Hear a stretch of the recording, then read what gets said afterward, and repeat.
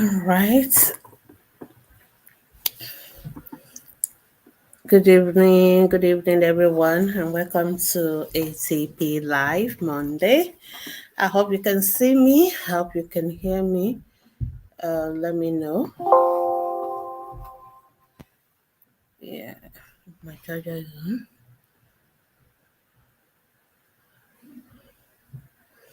All right, welcome to ATP Live Monday. How has your day been? I hope it has been wonderful. Mine has been very busy, but I managed to make it to ATP Live. Welcome everyone. Okay, so maybe my light is better this way.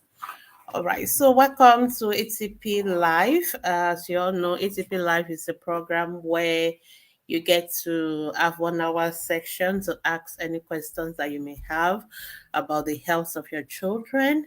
And we try and provide the answers in the next 1 hour. So feel free to drop your questions. My name is Gbemisola Boyede. I'm a pediatrician, and I'll be the one anchoring to this program. I will be answering any question that you may have about the health of your children. So feel free to ask your question in comment section if you're watching on Instagram, if you're watching on Facebook as well, whether our Facebook group, Facebook page, YouTube channel. Feel free to drop your questions on the program and then I will answer them.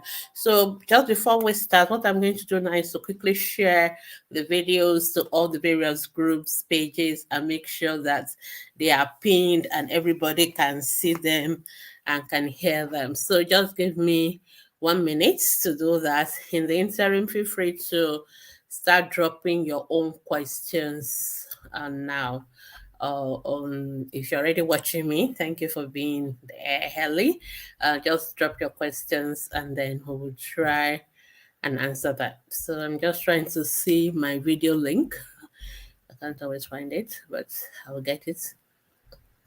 So welcome everyone. Feel free to drop your questions, your comments in the your questions, your anything you want clarity on. Just feel free to drop it down. Okay, I think I've seen my video and I can share it now. Um,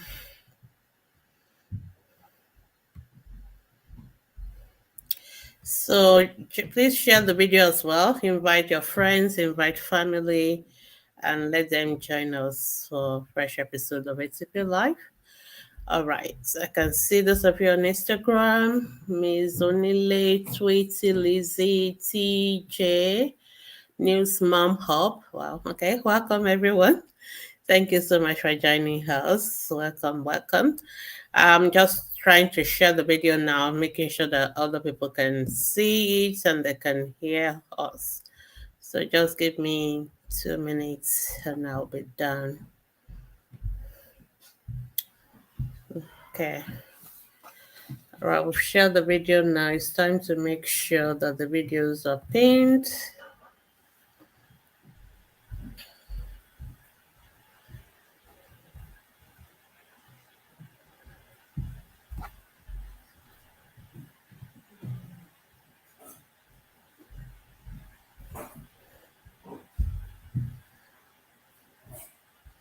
Welcome everyone to ATP Live. You can feel free to drop your questions and we'll try and answer them in 60 minutes, hopefully. Um,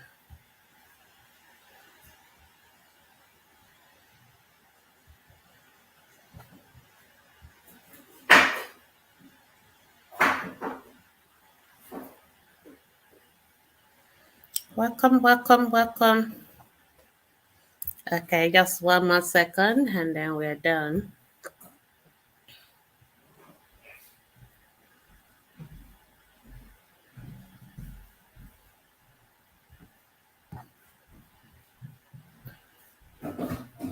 Okay, so I'm ready now to take all the questions that you have. So feel free to drop your questions. I can't see any question on Instagram yet, but I can see Facebook people are here. Thank you so much for joining me. Blessing. Good evening. Good evening, everyone watching and listening. Okay, let me greet everybody once again properly. So, welcome everybody to a fresh episode of Ask the Pediatrician's Life. This program is brought to you by Ask the Pediatricians Foundation. Ask the Pediatricians Foundation is a non-profit organization registered in Nigeria that is committed to the health and welfare of all children globally. Of course, starting from Africa, where majority of our children die from preventable causes of death, and our own mission is to see those number of deaths reduced to zero if possible. So one of the ways we do it is by giving health education, health information to parents on social media platform. We also do community outreaches in various communities. We have more than four. We have four Facebook groups. We have one for children, which is our main group, which is the Ask the Pediatricians Facebook group. We also have the ATP family, that is for adult health issues. We have FCM baby care ready, that's for the first time mothers. And we also have the ATP Still a Mom Nigeria Facebook group for those who have suffered either a pregnancy loss or a child loss and they need that emotional support. We provide that. So feel free to join any of our Facebook groups where you can ask your questions from Mondays to Saturdays, 24 hours every day, and we provide you information, advice, and all that. But we also do ATP Live every Monday, where you can actually ask your questions live and you can get your answers live on the program. And of course, we also do programs like webinars and all that, all to educate people when it comes to the health of our children. So that is what we do on ATP. And of course, twice a year, we go to the communities to do our outreaches. We've done outreaches in June, May, June this year. And of course, October, we're going to be doing our Independence Day outreaches as well. So we'll be letting you know more about that. So that is what Ask the Pediatricians Foundation is all about. And you're welcome to be part of our team. You're welcome to volunteer. You're welcome to donate to support us. You're welcome to advertise your products and services on our programs. So that is ATP. All right, so I'll start taking the questions now. So please drop your questions on time. So don't let us wait to the last minute when we have to stay rushing and rushing. So if you are watching on Facebook group, you remember, if you want me to say your name, you have to give StreamYard permission to share your name. Otherwise, I'm going to see it as a Facebook user, which is fine. But if you want me to say your name, in case you're asking follow-up questions, so that I will be able to link it together. For those on Instagram, I can see your questions already. For those on YouTube, I can see your questions as well. All right, so let's go. Let's start. I have a few questions on Facebook. Somebody is saying, can you talk about H. pylori symptoms, treatment in children? Okay, so H. pylori itself is just a bacteria. Helicobacter pylori is the name of a particular bacterium, as we call it. So it's just an organism. So H. pylori is not a disease on its own. Okay, but H. pylori can cause certain infections, and if it causes certain infections, especially it can lead to ulcer, like peptic ulcer disease and all that.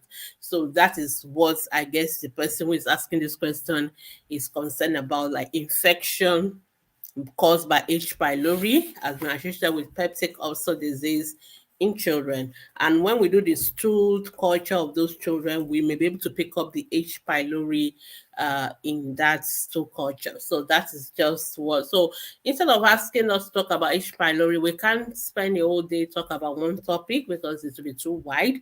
It's better you very specifically ask me what your concerns is about, what symptom your child has, what has happened or what has been done, and then we can address your own specific concerns. Otherwise, topic like that is better handled as the only standalone kind of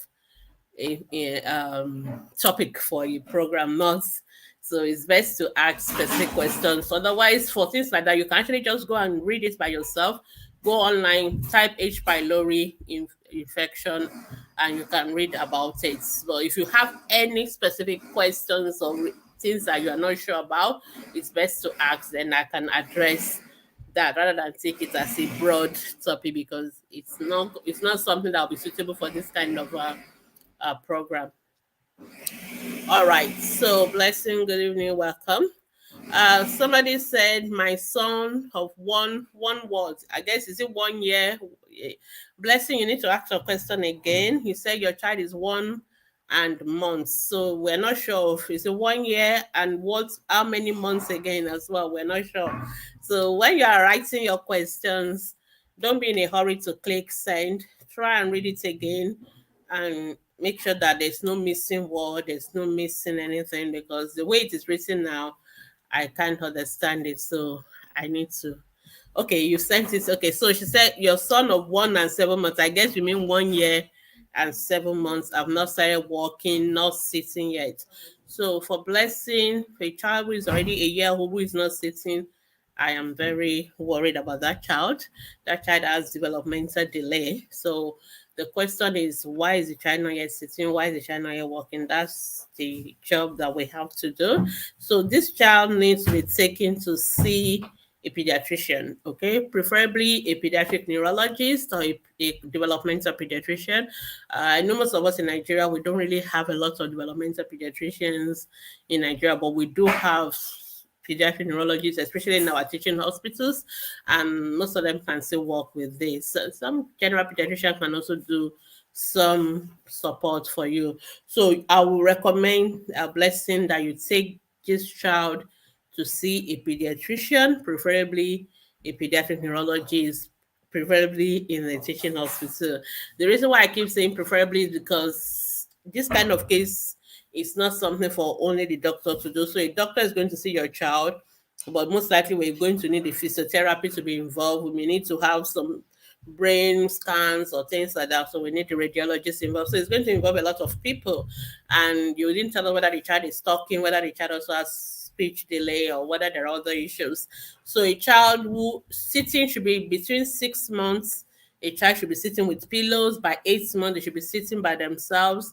By 9 months, they should be crawling. By 1 year, they should be walking. So, but we also give children some gap allowances. But by 18 months, and your child is now um 19 months. So by 18 months, a child who is not yet walking is delayed. Okay, a child who is not even sitting by 1 year, by 8 months is delayed. So if the child is not yet sitting by 19 months, that child is very delayed. That child needs to be seen by a pediatric neurologist and managed appropriately. So blessing, if you tell me where you are in Nigeria, I can recommend, but I will just say go to your closest teaching hospital and let them see the child. All right. All right. Thank you. The next person said, thank you, doctor, for all you do. A too old. Okay. Many people are really writing fast today, and it's confusing because you say a too old. It's a 2 year old, 2 months old, 2 weeks old. Pediatrician, we do with everybody. We deal with 2 minutes old, we deal with 2 hours old, 2 day old, 2 months old. So you really need to be very, very specific. So Facebook user, can you ask your question again? Because the age of a child is so important to understanding the question. Because if I don't have that age, I have no clue what group, what category I'm talking about, because you're talking about Ania being close, blah blah blah. I don't even understand. You're talking about food to eat. I don't know whether I'm dealing with a 2 months old or a 2 year old. The food for a 2 year old is going to be different from a 2 months old. 2 months old being an exclusive breastfeeding, 2 year old should be on family diet. So you really need to tell me the age of the child is the most important part of that question. So unfortunately, because that is missing, I will not be able to answer that. All right, Sandra, good evening, welcome. Blessing, 1 year, 7 months. Yeah, Blessing, I've answered your question now. Thank you so much. All right, God bless you too. Okay, Facebook user is saying 2 years old. Okay, so your question is a 2 year old. Okay, let's now read this now that we know the age. 2 year old just had his umbilical near close. What do you mean by that? So you mean the child had surgery Okay, what are the things we can do for follow-up? Okay, so I think you're meaning surgery. So if your child just had surgery, it is the responsibility of the surgeon to follow up that child. And usually most surgeons would have told you what to do. They would have told you when to come back for follow-up, and they will any other instructions they would have given you. If they didn't give you any special instruction, it means there's none. So you don't need to do anything. Okay. If they didn't tell you to do anything special, you don't need to do anything special. But it is very important that you actually ask that question. And I think most surgeons will actually also tell you what to do. So if they've done a repair of an ear and they didn't tell you anything to do, then you don't need to do anything. All right. So you don't need to do anything, but you must go for follow up. So if they tell you come back in 2 weeks or in 1 month or 3 months, then you go for follow up, and then they will tell you to do that. Then can he eat any type of food now? Yes, the child can eat any food. So when they discharge you, before they discharge you, the child must be eating. So if the child is not yet eating, they won't have discharged you depending on what kind of surgery was done. But most surgeons will not discharge the child who is not yet recover fully from surgery. So if your child has recovered fully from surgery, there's no special food that the 2-year-old needs to eat. The child can eat his food. You didn't tell us when the child had this surgery. You just said the child just had his surgery and you're closed yesterday, today, 3 days ago. Those times lines are important. But however, more important is that the person who needs to be answering this question is the surgeon who did that operation. Is the one to tell you when to eat, how to bath, how to dress it, when to come for follow-up. That's part of the what we call post-op instructions. It's the surgeons that should give that and the hospital that did the surgery. So you should ask them. If you have left, you can call them, you can go back. You need to get that information. I assume they should have told you before you left, or maybe you are saying the hospital is not very clear to me, but they are the ones that should be telling you all that. So please, it's very, very important that you get that information. All right. Okay, so let's go to Instagram. I'll come back. I don't want my Instagram people to start getting tired of me. All right, Instagram people, thank you so much for joining.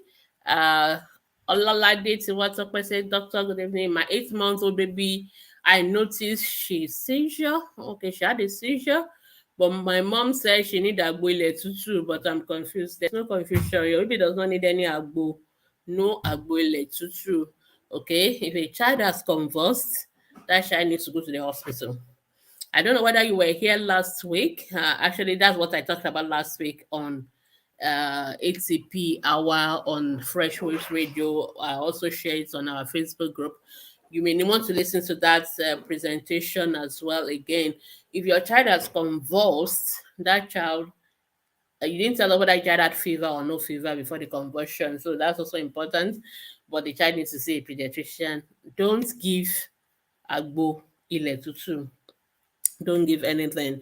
Okay, children's organs are still maturing, the kidneys and all that. Most of these have gold. There are a lot of things inside that they don't tell you.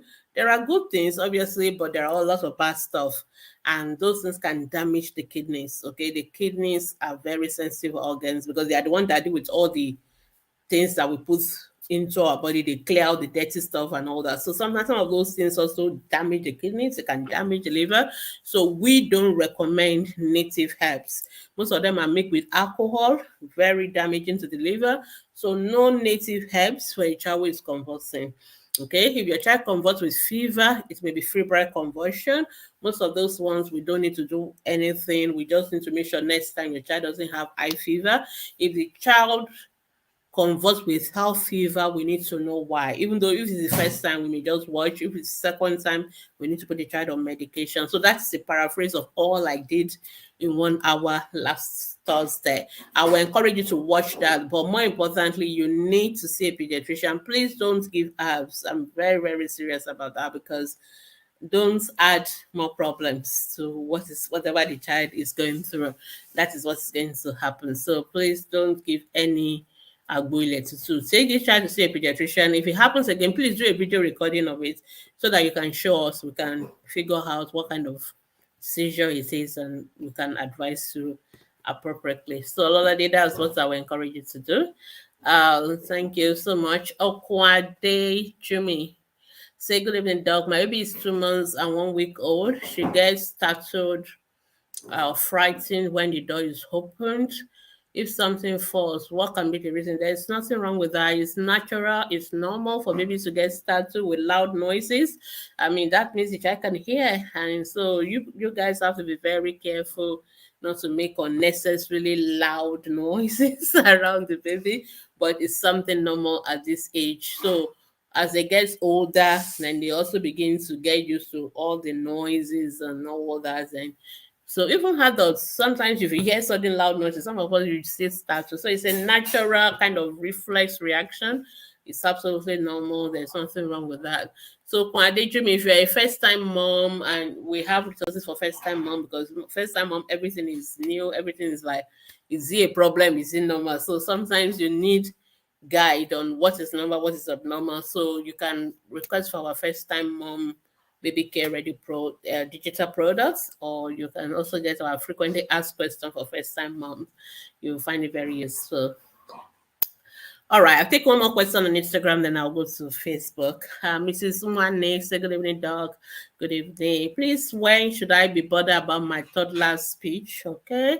She'll be 2 next month. Okay. Her only 2 years old and can sing almost all songs she has heard. She also can identify her eyes and nose. Where is the rest? It is okay. So, but you didn't tell me what she can say. Is she only singing? Is 2 year old only singing? No word? No daddy, mommy? You didn't say that to us. If a 2 year old has no word, I am very worried about it. Okay. I am very worried because a 2 year old should be combining at least 2 words. So they should be combined, and singing doesn't count. Okay. Singing doesn't count. So what she repeats from TV and all that doesn't count.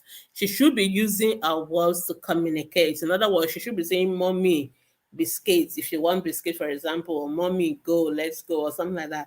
So if a 2 year old is not saying that, that is delay. That is speech delay for a 2 year old. So I always teach parents the rule of the thumbs, the fingers to remember. A 1 year old should have at least single words, one word, you know, one favorite word, maybe hallelujah, it may be the name of a favorite person, maybe mommy, daddy. A 1 year old should have at least one word. A 2 year old should have at least should be talking in 2 word phrases, should be putting 2 words together, and thank you, bye bye does not count because thank and you always goes together, bye and bye always goes together. So for all intent and purpose, thank you is a single word, bye bye is a single word. But something like mommy, bottle, or mommy biscuits. That is 2 word phrases. That is 2 words that don't usually go together. That is what we expect from a 2 year old. A 3 year old should be speaking in sentences, at least 3 to 4 word sentences. So 1 year old, one single word, 2 year old, 2 word phrases, 3 year old, 3 word sentences. I want biscuits, I want water, something like that. That's what we expect from a 3 year old. A 4 year old should talk like an adult with full grammar, correct senses, and everything. That's what we expect from a 4 year old. A stranger should be able to understand what a 4 year old is saying completely without anybody explaining it.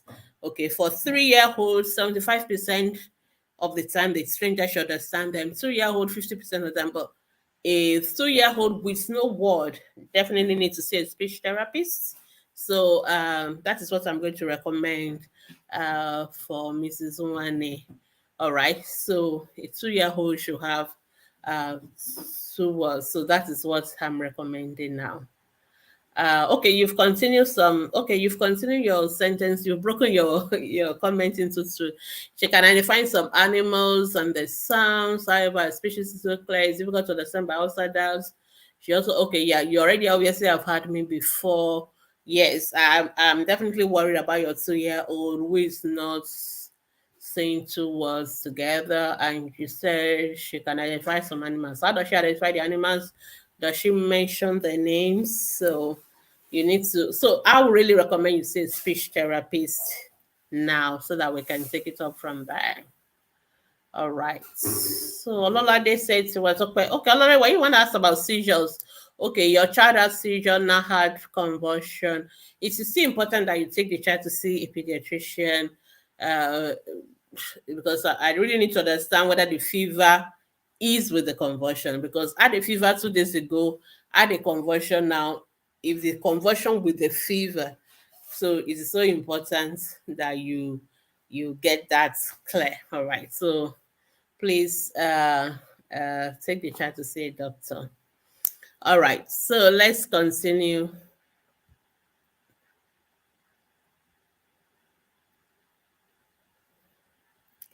Okay, I think I'm just going to check on Facebook and then we will look at the. Okay, I don't have. Okay, I think we have answered this one already.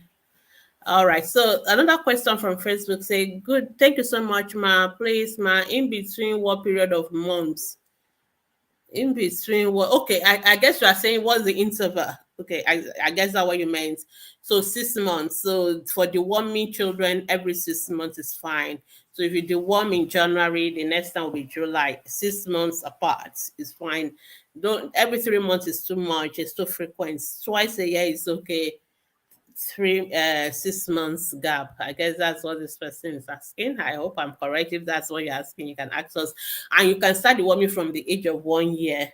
There's no need to deworm before age of 1 year because most time children below the age of 1 year, they are not going anywhere. They are home. You are cooking their food. They're on breast milk, so they don't need any deworming. They are unlikely unless you're living in a farm or places where children crawl around and then they can some worms can penetrate into their skin and all that. Otherwise, if you're living in urban area, you can start deworming from age of 1 year and every 6 months will be fine. All right. Orlane Philomena say my baby is 18 months old. I can only say a few words like mama, bye bye, and hey man. Is that okay for her age? For an 18 months old, we expect them to be saying a lot single words. Obviously, three single words actually for a 1 year old, but the fact that the child is at least saying some single words, we will not worry. We will just give the child some benefits of the doubt. So we just need to keep an eye and try and promote the child's speech the more. So I already answered that question when I was answering the other question. But for an 18 months old who already has three words, I'm not likely going to worry so much. I'll just give the child some time to say more words. So I would just say for your child, just stimulate their speech the more. Stimulating children's speech is by playing with the child. It's not by putting them to watch TV on cartoons and all that. No, there's no reciprocity in those programs. They are just staring at them. So you talk to your child and you bring your speech down to their level. So you also use a lot of single words. You give them the words. So if they want something, instead of just you know anticipating what they want, pretend as if you don't know, try and keep it a little bit away out of their reach so that they will be forced to points and then you can now say like, okay, oh it's apple or apple, say apple, repeat it. And when you want to talk to them, don't say, do you want apple, do you want banana? No, you just say apple, banana. So you bring your words down to their level so that the child can understand it. So those are the things. So if you go to our Facebook group, we have a guide section on what I call do it yourself speech therapy for parents, what you can do as a parent to stimulate your child's language development. So I recommend you check that on our Facebook group. And there are lots of videos as well on YouTube of by speech therapists trying to teach parents what you can be doing to stimulate your children's behavior speech. It's about playing with them. Most of them is giving them choices, is also helping them to, use the words, giving them the opportunity to use their words. Don't always anticipate everything they need, even though you know it's give them the opportunity. I hope that's helpful. Okay, Chama, say good evening, doc. My 3 months, 17 days is having cough. How do I handle it? Okay, most cough in that age group is usually due to viruses. So we don't give them any drugs. We don't give them anything. The most important thing for that age group is to prevent the cough from happening in the first place. So we recommend exclusive breastfeeding for a 3 months old. Keep them away from people that are coughing, or maybe the older ones that have gone to school, or all adults coughing. You try and keep your children away from such people. But once they start coughing, most of the time we expect it to resolve by itself in like 2 weeks. So just keep the child warm. Don't keep if the child is already warm, don't make them hot because some mothers don't always understand that. Then it's the child is always sweating. So when we say keep warm, we're talking about if the child is cold, not the child who's already warm. Don't make them hot, and make sure they suck exclusive breastfeeding for a 3 month old, and usually it should resolve by itself. But if the child has fever with the cough, if the child has fast breathing with the cough, or if the child is breathing with difficulties, snoring, or you can hear some noises when the child is breathing that you don't understand, you have to take the child to the hospital to make sure the child doesn't have pneumonia. Usually breathing in babies or in anybody should be effortless. I am breathing as I'm talking now, but you won't notice it, okay? That is the way breathing. So you should not notice a child even breathing at all. You should just see the chest moving back and forth and all that. But if once you start hearing sounds or you start seeing the effort as if they are struggling, the nose are flaring, then that is difficulty with breathing, and that's with cough and with fever worries us a lot. That means we're worried about pneumonia and other problems. Those are the ones that you have to take to the hospital. But if you just cough, maybe it's otherwise well, no fever, no fast breathing, no difficulty with breathing, you can just watch and it will go by itself. Don't give them cough syrup. Don't give antibiotics. Just leave it alone.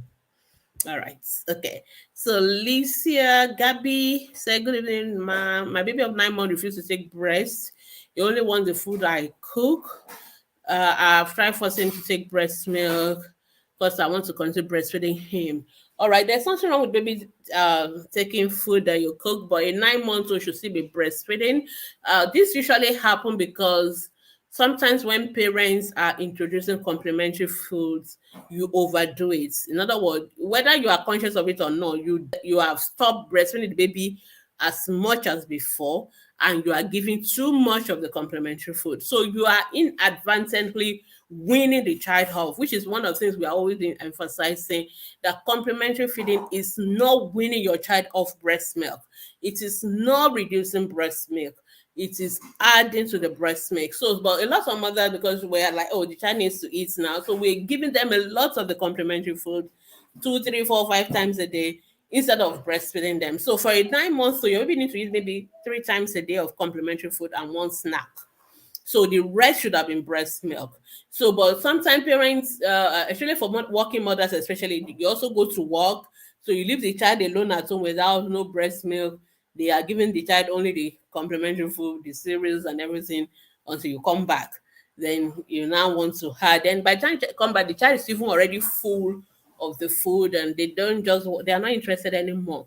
So you have to deliberately make sure that when you are starting your complementary feeds, you don't overdo the complementary feed. You should still do the breast milk as much as before and just add the milk. And also the quantity of the complementary feed also very important.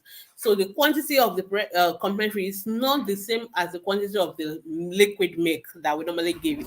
It's usually smaller. So like this 9 month old should be taking half a cup of complementary foods 3 or 4 times, 3 times a day with one snack in between. So you need to be conscious of all that so that we don't, and then all the rest of the child's food in between should be the breastfeeding. So what I'm going to do is that you review for Lichi. I want you to review your how often are you giving complementary food? What quantity are you giving? Are you over giving it? So you check that first. And then when your baby wants, since your baby doesn't like to, you seem like your baby is almost being weaned because that's what is happening. You're weaning off the baby off breast milk. Baby is now like, okay, I don't want the breast milk again. Let me just face the real food. So you should try and start first with breastfeeding. So whenever your baby is hungry, instead of starting with complementary food, start with the breastfeeding. So maybe take the breast milk first, and then you now give the complementary food after. And if you are going to be away from the baby for long, you can express your breast milk. You can add your breast milk to the pap or the cereals, whatever. You can, just make sure your baby still need milk. Your baby need milk, and you must. That's another thing. Some mothers also introduce formula a lot. There's nothing wrong with giving formula as part of complementary food, but if you are still breastfeeding, there's really no need for you to be giving the baby formula as if formula is also another thing. So there's so much food in the baby's stomach, there's really no need for breast milk. So you have to remember that the breast milk is still very part and parcel of the child's food, and it's a meal on its own as well. So don't overdo the complementary. Don't be giving too much of the formula or no formula at all. Just use your breast milk and encourage the baby to take breast milk before the complementary foods, so the baby gets used to it again. I think that's all you can do. Otherwise, it means that you have weaned the baby off breast milk. That's what it means. And there's nothing we can do about that. But the best option is, since your baby you are still lactating, is to still keep putting the baby to the breast. And at night, don't give any other food apart from breast milk. Like if baby wakes up in the night, let them just suck. Don't give them. Some people still give cereals even in the middle of the night at 2 a.m. You shouldn't be doing that. You should just give them breast milk at that point of the day. So those are the tips I can give at this point that may be helpful. I hope it helps, Alicia. Okay, the next question says, Dr. Walker said 18 months, 18 days old to be bringing out milk from the nose, from the mouth, while sleeping, also struggling, and how to avoid that. So babies, that is what we call reflux. This baby is having a reflux. Now, babies when they are very small, the distance between their nose and mouth and the stomach is really very short. It's that close. So when babies are finished feeding, don't quickly go and put them down. Most mothers do that. Because when baby is sucking, they usually fall asleep off your when they are sleeping, like when they are sucking and they sleep off in your hand. And most mothers just say, thank God. Bam, go to the bed so that I can do all the 1,001 things on my list. No. So when baby has finished sucking, before you put them down, put them on your shoulder, keep them upright, and try and pat their back or rub their back gently so that the milk will settle. Usually we recommend you do that for like another 15 to 30 minutes so that the milk will settle down. If you are busy, you can put them in like something like a car seat and kind of sit them up, and just let them be upright for at least 15 minutes so that the milk will settle and then you can put them down. So that way, it doesn't completely eliminate the reflux. It's a little bit of milk will come out, but it won't be so forceful, like to be coming out through the nose, coming out through the mouth, and the child is aspirating. Because when the child starts struggling to breathe because of milk coming out through their nose or their mouth, that means they are aspirating. We call it aspiration. And that means that milk is going through the airway, which is wrong, and that can be very dangerous. It can actually lead to death. So that is why you need to avoid that. So it varies from one child to another child. Some children have mild reflux, but some children have very bad reflux. Like, it's even when you do all that I've said now, the thing will always come back. So for those kind of children, they may not gain weight. They're always bringing back almost all the milk. So for those ones, you need to come to hospital to see us. You need to see the pediatrician, because there are other things we can do. We can take in the breast milk.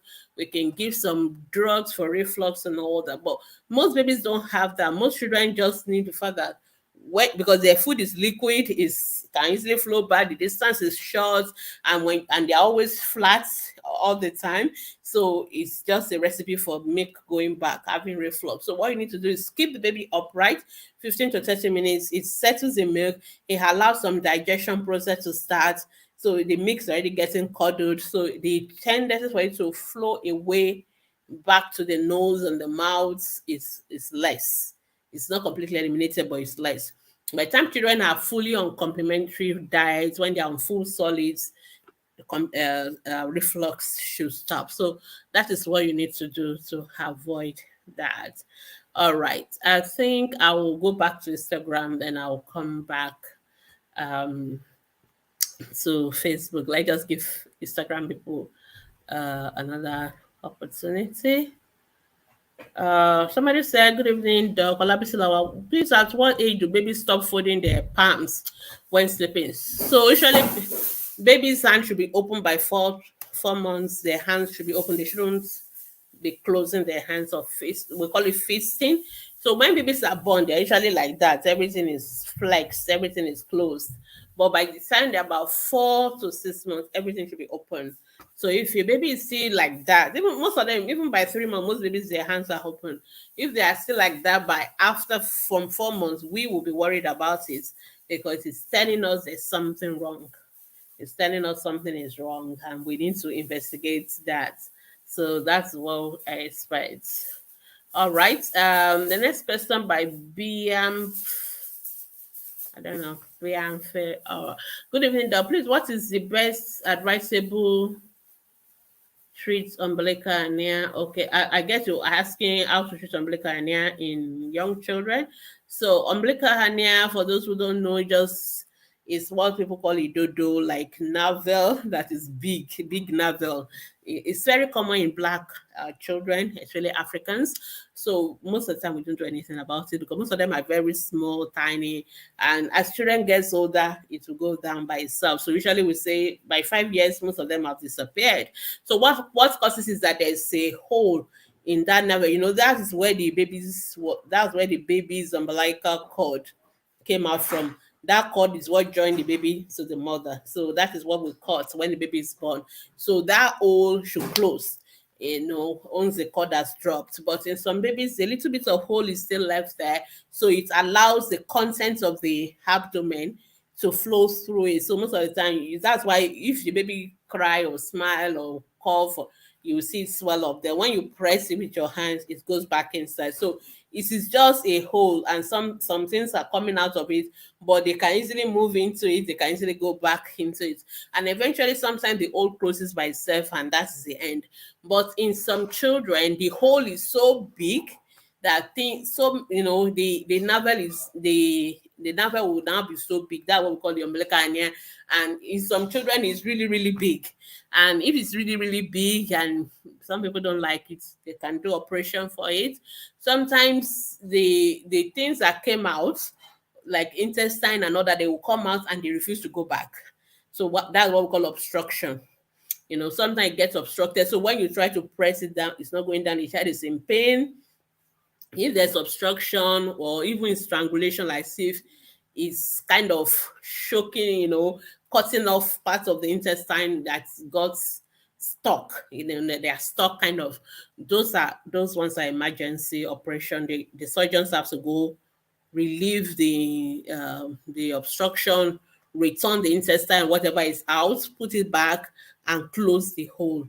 So usually we do operation if it's too big and it's really, really big and cosmetic issue, or is there's obstruction or strangulation, they have to do an operation. Otherwise, most time if it is small, it's not disturbing anybody, it's not disturbing the child, we'll leave it and hope it will close by itself by the age of 5 years. But if it doesn't close by the age of 5 years and you want it to be operated, yes, it's something that it's an operation that can be done easily, and that will be the solution. You don't need to tie it. You don't need to put a coin. All those things that people do, nonsense, doesn't do anything. Just leave it alone. Just leave it alone. So it's a hole. It will close by itself. All right. Okay. So Mrs. Umane she says, "Mommy, Daddy, thank you. No, some animals. It's not a combining word." So she says news. She says news, not Dostrom. I don't understand that part. Yeah, but I will really, my opinion, let your child see a speech therapist. Let the speech therapist do the proper assessment, because sometimes when parents are worried about speech, there are so many other things that pediatricians are worried about, or speech therapists were worried about, that parents don't take note of, because parents are focused. You are really focused more on what the child is saying, but we are looking at what the child is. We are looking at the child's understanding. We are looking at the child's play. We are looking at things like gestures. We are looking about social interaction. We're looking at so many other things that parents don't really worry. All parents want to do is let the child be talking, but there are other things that comes before talking. Okay, so understanding, what we call receptive speech, comes before talking. Okay, gestures, non-verbal communication comes before talking. So we look at for all those things first. So it's better that way. And the fact that you are asking this question and you're asking these questions, you've asked this question like 3 times now, tells me that you're worried as a mom. So even if not for anything else, just go. Let's see the professional. Let them do the assessment. Let the professional now tell you, don't worry. It's better that way. or they can tell you, okay, this is what we're going to do. So if not, you will always be worried. So sometimes you see a professional, not because there's any problem, but sometimes just to get reassured. So sometimes seeing the professional is just to make sure there's nothing else. And if there's nothing else, then they just reassure you, then your mind is at rest, then you don't have to worry. And if there's anything, then we'll deal with it, which is the most important thing. So, Mrs. Wanim, that's what I would recommend for you. There are a lot of speech therapists around that you can say, yeah. All right. Okwande say thank you, Lol. I'm actually a first time mom. Yes, I know when first time mom asks questions. All right. Okay. um, all right. Ololade says doctor, she just did now. I'll send the video to your DM. I don't understand what you're saying. Okay, I think your child is having a seizure. If your child had a seizure, it's an emergency. You need to take that child to the hospital. You don't need to send it to my DM. That child needs to go to the hospital now. It's an emergency if your child is having a seizure. You need to go to the hospital now as I'm talking to you. All right. It's so important. So that's what I'm going to ask you to do. I am Mudu. I say good evening, double. What make a child to shock out of her sleep? Shock out of her sleep again. Is this child having a seizure? We need to know. So I need to understand this shocking out of her sleep. So you really need to explain it. What exactly did the child do? The child sleeping? Did the child suddenly cry, or what? Or the child moving the hands in a funny way, or moving the legs in a funny way? We need to understand so that we know what to recommend. Okay. So you may want to explain what you mean by shock out of her sleep. So just say what exactly the child did. Cry, move this hand, move that leg, or whatever. Just say those, describe it. Because shock, I don't understand what that means, because it's a word that people use for different things. So you have to describe, just say it in, like if you're talking to a 2-year-old, what really happened, then I understand that. And then I can tell you what to do. All right. So, sorry, the other person, Olade, if your child is still having seizures, you need to go to the hospital. It's really an emergency, because if it has happened before, it's happening now, you need to still happening. You need to go to the hospital. It's very, very important. Um, okay, I think there's a question in the question box. Somebody say, Dimples Diver, please applying pseudo cream on baby's bum before wearing diaper. Is it okay? Yes, it's okay. You should always apply diaper cream before you wear nappies or diapers for babies. You must. Don't put powder. Powder is not diaper cream. And if you put diaper cream, don't put powder on top. It will only irritate the skin, and those are the reason why some babies have nappy rashes. So diaper cream is to create a layer on top of the skin in that area, so that if there's a wee or you pull, it doesn't go directly onto the skin and irritate the skin. But more importantly, you need to change the diaper immediately. A lot of mothers just focus have applied diaper cream, then if the baby has a pull, then you want it to be there forever, until, because we are trying to cut and save on nappies. No, you must change diapers frequently, not only when there's a poo, when there's a wee as well. When it is wet, you change it. When it's a poo, you change it as soon as possible. But at least diaper cream kind of gives you a layer to keep the skin away from being irritated before you do the changing. But that does not mean we should leave it in place forever, which is what some people do. You need to change it as soon as possible. And diaper cream does not have to be pseudo cream. It can be Vaseline, it could be Syncozyde. There are many brands, but it must be a cream, a barrier one, something that creates a space between the skin and the waste products that is being made on top of the diaper. You must always apply, and no powder, please. All right, I think I've answered all the questions on Instagram, and then I'll go back to Facebook. Let me just check. Okay. Somebody say, please, can you drop the link to ask the pediatrician? Still a mom. I've been searching. Okay, it's ATP Still a Mom in Nigeria. I won't be able to do that now as I'm talking, but maybe after send us a DM, somebody can send that to you. But this is ATP Still a Mom Nigeria. It is there. just type it on Facebook. You will say it's ATP Still a Mom Nigeria. There is still a mom group that is Kenya based, and so that's why we call our own ATP Still a Mom Nigeria. But even the Still a Mom Kenya one is also a good one as well, because I know the founder of that group is very supportive group. All right, the last question. The messages were broken into bits. Okay, you've understood it. Okay, so see a speech therapist, and then they will help you with that. All right, let's go on to the next one.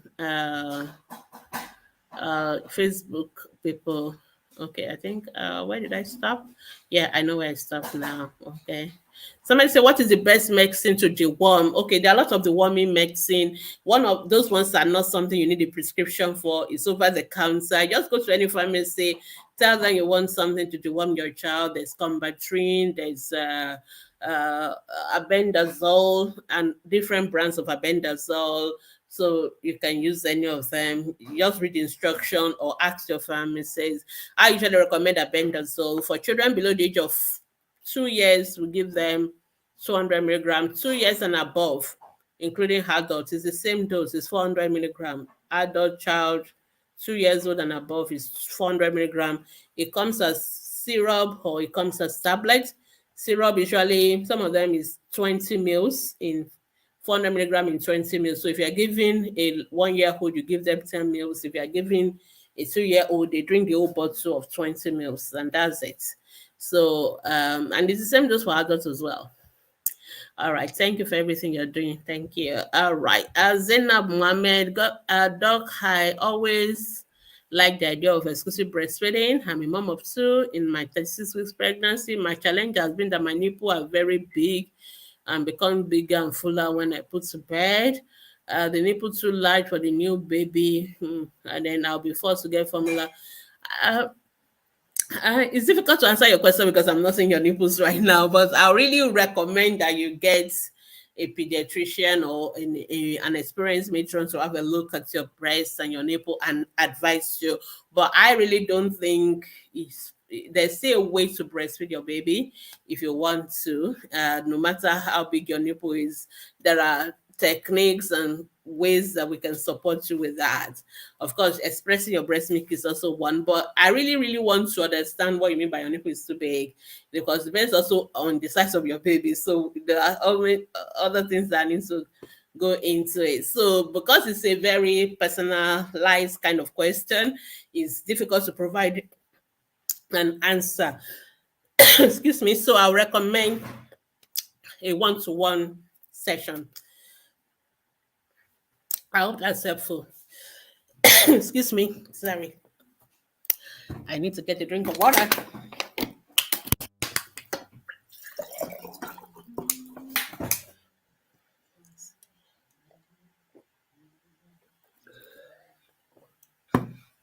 All right. Thank you. Okay. I think I'm almost done. Yeah. Thank you. Good evening, doctor. Good evening. Somebody's asking though, for 2 days, my 9 month old baby refused eating, just only breast milk and water. So there's something wrong. So when children don't eat, it may be that they are sick, something is wrong. It may be the first symptom. So I'll recommend taking the baby to see a doctor if the baby is not eating, or just watch, something is really wrong somewhere. Especially if the baby has been eating before and then suddenly now doesn't want to eat, there may be something wrong. All right, somebody say good evening. Thank you for all your honest answer. All right, thank you. I hope it's honest enough. All right, the next person say good evening, doc. My baby is 17 months old, currently weighing 10.3. The weight is fine. He has catarrh, coughs, makes him throw up. Okay. It was checked by a pediatrician who asked us to give him augmentin, broncholi, blah, blah, blah. It stopped for a week, but it has started again. I checked his gum. I noticed it was sitting. Please, can teething cause all this? No, teething does not cause a child to be having cough, catarrh, symptoms that warrants you going to see a pediatrician, and the pediatrician has to prescribe antibiotics. It's not teething, all right? If it started again, go back to the pediatrician for follow-up. and it coughs more when sleeping. So if it coughs more when sleeping, that tells you something. What happens during sleep? Is it that you are using like what's it called? Do you use petrol fumes? I mean, like generator fumes. What is it that is irritating the child during at night? So that's what you need to focus on. Do you fleet your house and all those things? So you need to check. You need to check around what happens only at night that irritates the child. So those are the things that I'll be going through. So I would rather recommend first go back to a pediatrician. So if a doctor treats your child, the child is better and it comes back, go back to the pediatrician. The doctor treats your child, the child is not better, go back. Okay, because when doctors see children, we sometimes the diagnosis could be like two or three or four possible things that we're thinking about, but we think this is the most likely. So if you don't come back to us, then we assume that okay, that means what we thought really is it, and it has worked and everything is fine. But if you come back and there's still a problem, then we begin to think, oh, could it be another thing? So there's always room for that. That is doctors, and we're not magicians, pediatricians, we're not magicians. So that is how it works, because sometimes we're not never 100% sure what it is, but we go with the most likely, and if it's not working, then we go with the second one. That's how it works. So if your child is not better, you have to go back to the pediatrician. But teething is not what is causing your child to be coughing at night and coughing, catarrh, blah blah blah. No, it's rather something is affecting the airway, and that's what we need to deal with. Okay, somebody said my 2-year-old Penny looks so small. He do have erection. So what is small to you? I don't know. So we actually measure is we there's a way we measure the length of the penis for us to know whether that is normal or not. And we have a special way of measuring it. It's not the way you can measure it. So I'm not even going to tell you the length, because you guys are going to start measuring the wrong way, and then you start getting panicky. So if you worry about it enough, you have to see a pediatrician. They know how to measure it, and then they will tell you whether that size is normal for your child, for your boy's age or not. Okay, so if it is not normal, if it is small, truly, truly small, then we look out for why and all that. So kindly see a pediatrician, and then they can do that. Somebody said, why do I keep having preterm babies? Unfortunately, I cannot answer that question, because the person that can answer that question are your doctors, your preferably your obstetrician.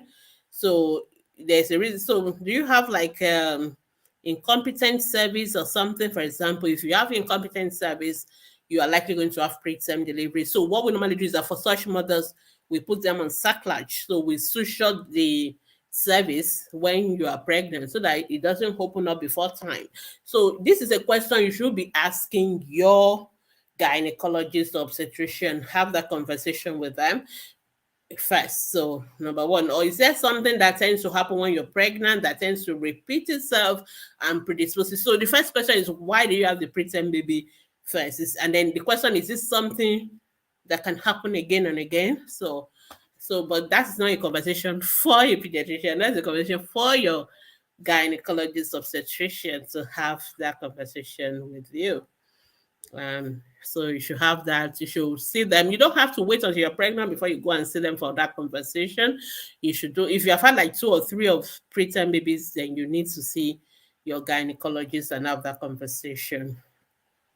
Somebody said, Doctor, what are the disadvantages of lying down to breastfeed a baby? There's no disadvantage unless you don't know how to do it. There are many positions for breastfeeding. So if you know the right position, you can do it. If you don't know how to do it, then don't do it. Do what works for you, what is convenient for you, and what works for you. So that's that. Do you still bring the baby up straight to birth after lying down to breastfeed? Yeah, you can. So this bopping babies and all that is actually for the younger babies, very tiny babies, because they are the one that tends to do all those reflux and all that. By the time babies are about 3 or 4 months, they are the distance between their tummy and their nose has widened. They are also there's also more development has taken place in terms of the closing of their of the sphincter that separates the tummy and all that. Then by the time they're about 6 months and they're on solids, they don't the reflux is almost becoming resolved completely. So they don't need all that anymore. But the very small babies, those are the ones that really need all those bopping and keeping straight and all that. So those are the ones that is an issue for. On one-on-one session would definitely help, ma'am. Okay, I guess somebody that asked a question that I can't remember because it's Facebook user. I won't know which of the question it is. All right. Good evening. I had my first baby at 36 weeks 4 years ago. Just few weeks ago, I had another one at 33 weeks. I want to know why I keep having preterm babies. Okay, I guess you are the one asking. Your babies are not that very late preterm, 36, 33. I'm not really so worried about those ones, but the conversation is with the gynecologist, not with the pediatrician. Okay, so ask your gynecologist that question. Okay, I can one have one-to-one with you, doctor. For one-to-one with us, we run ATP clinics. You can book your ATP clinics with us. If you look on the scrolling on my Facebook, for those on Facebook, you can see our phone numbers, our emails, and all stuff. So you can always contact us through those. Well, if you just ask this question on our Facebook group, I'm sure somebody will tell you that. All right. How do I increase breast milk for my baby? How old is your baby? You didn't tell us. She eats a lot.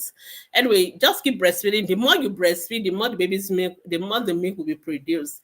Then you just drink a lot of water, eat well, drink a lot of water. Then just keep breastfeeding. The baby, the more you breastfeed, the more the milk. Because once the milk is being taken out, more will be produced. So that's how it works. So and you don't need to also overfeed your baby. I don't understand what you mean by eats a lot. Sometimes babies suck not because they are hungry. Sometimes they just suck because they want to suck, and sometimes they just like sucking. So it doesn't mean that it is all the sucking that is because baby is hungry and maybe needs to. So you don't put yourself under unnecessary pressure. If your baby is sucking like every hour, every minute, that would be sucking too much because that is not hunger. Sometimes you see if you what I mean that you breastfeed your baby, the breast, you can feel your breast empty. You can see your baby's tummy is full already. Some of them are even bringing back the milk and they still want to suck. So that is just common sense telling you that this baby just like to suck, not because it's hungry. So you don't have to. You can just get other ways of petting your baby or doing other things with baby that doesn't require baby to suck. It's really so like we expect baby to suck every 2 to 3 hours. So baby should not be sucking like every minute, every 30 minutes. No, because you also be tired. So you have to order. I always like to qualify that because sometimes mothers say, "Oh, my baby's breast milk is not enough because baby wants to suck, baby is sucking, sucking, sucking." So it's not all the sucking that is hunger. Sucking sometimes is just sucking for pleasure. There's nothing there that baby. So just let's be sure you are not getting it. You get it right. Let me put it that way. What is the best time to circumcise my 13 weeks old baby? Whenever you're ready, you can circumcise your baby. Most surgeons like to circumcise babies after 8 days. They just want to make sure that the baby has developed some vitamin K, some clotting, and all that. But there's no hard and fast rule. Some people will do it right from the hospital because they don't want you to go home and come back. So, but there's no best time. Just do it whenever you are ready. But most people want to, at least baby is a week old, baby can be circumcised. For the 3 week car, we don't worry. As long as baby is old enough, so babies can be circumcised. What is the best drug for iron deficiency anemia? Is iron. I took my baby to a pediatrician in the teaching hospital.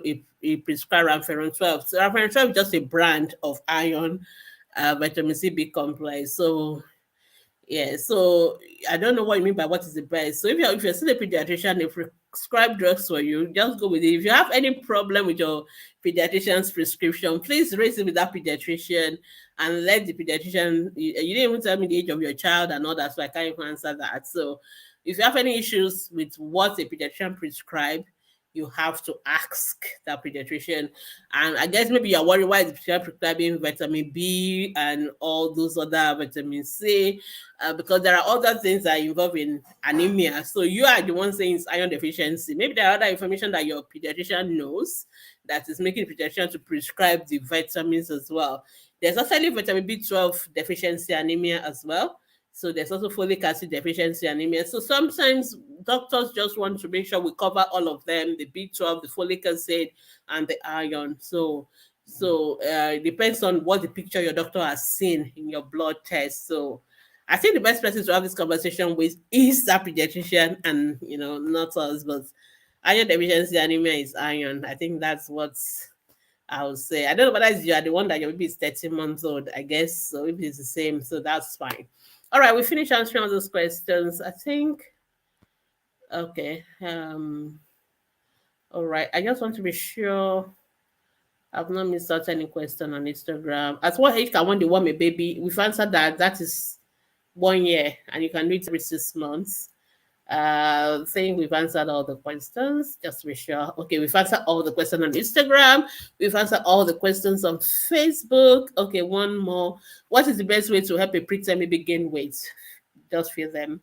But a preterm baby must be followed up by a pediatrician, because weight gain in a preterm baby is a bit tricky. Okay, so most people assume preterm babies just feed them with food and they will gain weight. You can actually overfeed a preterm baby and they stop gaining weight. Okay, so because if you give them too much fluid, too much liquid, you cause other problems. You cause their hearts, some holes in the heart to open up, and then they have heart failure, and then they will stop gaining weight. So it's a bit tricky. So for preterm babies, they must be followed by a pediatrician. The pediatrician will tell you the volume, the quantity of food to take at every step of the way. So we increase it. Sometimes we do it every week. We increase it every day. So that's the way we do it when they're in the hospital. When they go home, we also tell you how to. We will be telling you how to increase it. Please follow those instructions and don't go and just buy all the formula and trying to overfeed them because you want them to gain weight so fast because you think they are so small. No, that's not how it works. You can actually cause more problem for them. Number two, weight gain in preterm babies is not just food. It's not just food. If they are sick, they will not gain weight. If their blood level is low and they are prone to what we call anemia of prematurity, they will not gain weight. So if their bicarbonate is low, they will not gain weight. So sometimes we give them bicarbonate. Sometimes we have to give them iron or erythropoietin. So there's a lot involved in the management of preterm babies. And that is why preterm babies is not anybody's cup of tea. It's a pediatrician that has to manage a preterm baby. And mothers, please, even when you've left the hospital and your baby is out of the incubator, it is not yet over. It is not. So don't just go and say, baby is over now, I can do my own thing. No, it's not yet over. Preterm babies are still very vulnerable, all right? So sometimes we still lose them even when they've gone home. It's very painful to us. Actually, for those 300, those 500, 700 grams, 800 grams, baby, for the late preterms, those who are already 1.5, 1.8, those ones not so much a problem. But the very small one, less than 1 kilo, please, you have to be very patient and you just must follow up with your pediatrician because it is not yet wuru. Even when you've gone home, we need to monitor them, and sometimes we still lose them even after they've gone home, even when they've started gaining weight, and we think, oh, it's up. Because there are lots of other complications that preterm babies may have. So it's always good for you to follow up with your pediatrician. I see a lot of people asking questions about preterm babies, and I'm worried because, like, you should be seeing a pediatrician. A pediatrician should be the one telling you what quantity of food to give, how to give it. They should be the one telling you what drugs. We also give them drugs. Most time we put them on iron supplements, we put them on folic acid, and all those things are very important. So it's very important that you keep going back for follow up. And we monitor their development as well. So we need to monitor them until at least they are 2 years old. And then we are sure that, okay, yes, they've recovered fully. So that is when we now say, okay, they can be discharged. So please, when you have preterm babies, your pediatrician is your friend. You have to be there with them all the time. So that is that, I would say. So somebody said, how do I increase breast milk? I've answered that question. Breastfeed, and that's it. The more you breastfeed, the more the milk will flow. And just drink water, eat well. That's all. Don't try to slim down when you're breastfeeding. Just eat and drink and breastfeed. That's all you need to do. All right. We have a video on how to increase your breast milk supply. You may want to watch that. All right. Thank you so much, everyone. I think I've answered all the questions that have come in before 7. I think I'm doing better now. It's just 7:09, so 9 minutes. I'm doing better. Thank you so much. If you still have any questions, feel free to go to our Facebook group, post your question on our Facebook group, and we will Who answer them. For those on Instagram, we don't do DM because our Instagram is monitored by people who are not professionals, so they are not always going to be able to answer your questions. So please post your question on our Facebook group, because Facebook gives us opportunity for a professional to come and open your question and answer it. And many people can log into Facebook. Only one person can be on Instagram at a time. So that is why Instagram is not a good place to do a lot of Q&As. But you can go to our Facebook group. We can do a lot of Q&As, and there are many professionals who can come in and do their bits and get out. Whereas we can't really do that with Instagram. It's so personalized and narrowed. So that is a challenge with Instagram people. So not that we don't like to do Instagram. So please post your question on our Facebook group Mondays to Saturdays. We will answer them. We don't do question and answer on Sundays. I get a lot of questions on Sundays, like I want to post, I can't post, but I always tell them all the time that Sundays are no post days. It's in our welcome post, but people still don't get it. Anyway, we always take that day for our volunteers and moderators to have a break. So, but Mondays to Saturdays, feel free to post your questions and we'll try and answer them. So, thank you so much for joining us. We'll see you again next week, same time. And it is bye from me. Bye. Bye, everyone.